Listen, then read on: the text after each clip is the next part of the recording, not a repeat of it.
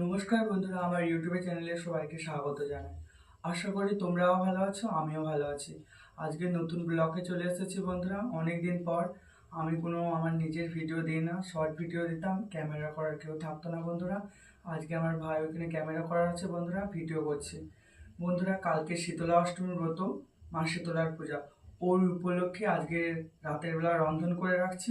সেই ভোগগুলো মাকে কালকে দেওয়া হবে ঠান্ডা। এইখানে বন্ধুরা আমি প্রথমে পূজা করে নেব, তারপরে দেখুন বন্ধুরা এখানে অন্ন আছে, এইটাকে অন্ন বসাবো। আর এখানে 7 রকমের ভাজাভুজি আছে, এইগুলোই করে গিয়ে করছি বন্ধুরা। প্রথমে আমি পূজা করে নিচ্ছি, দেখুন বন্ধুরা।